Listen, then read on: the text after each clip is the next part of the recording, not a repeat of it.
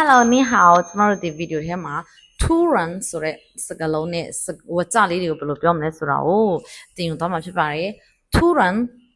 ဆိုတာကရုတ်တရက်ဖြစ်ပါတယ်ကဲဥပမာအဲ့စကားလုံးဘယ်လိုသုံးမလဲဆိုရင်突然下雨了突然下雨了ရုတ်တရက်မိုးရွာလာပြီရုတ်တရက်မိုးရွာလာပြီပြီးရင်突然他离开了突然他离开了ရုတ်တရက်သူထွက်သွားပြီရုတ်တရက်သူထွက်သွားပြီ突然ဆိုတာအမတ်မထင်ချက်ချင်းဖြစ်သွားတဲ့အရာပေါ့နော်电话突然响了电话突然响了ဖုန်းကရုတ်တရက်ထမိလာတယ်ဖုန်းကရုတ်တရက်ထမိလာတယ်我突然饿了我突然饿了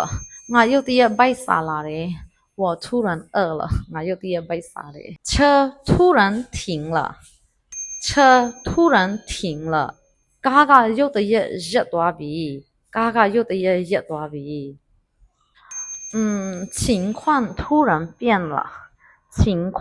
突然变了အခြေအနေကရုတ်တရက်ပြောင်းလဲသွားတယ်အခြေအနေကရုတ်တရက်ပြောင်းလဲသွားတယ်我突然忘记了我突然忘记了ငါရုတ်တရက်မေ့သွားတယ်ငါရုတ်တရက်မေ့သွားတယ်我突然睡着了我突然睡着了ငါရုတ်တရက်အိပ်ပျော်သွားတယ်ငါရုတ်တရက်အိပ်ပျော်သွားတယ်我突然看到他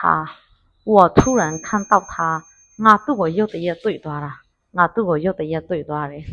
ဆိုပြီးမှတရုတ်မှာ突然ဆိုတဲ့စကားလုံးကိုပေါ့နော်အဲ့လိုမျိုးရုတ်တရက်ဆိုတဲ့စကားလုံးကိုကျမတို့ဝါကြအမျိုးမျိုးနဲ့သုံးလို့ရတာဖြစ်ပါတယ် See you in the next video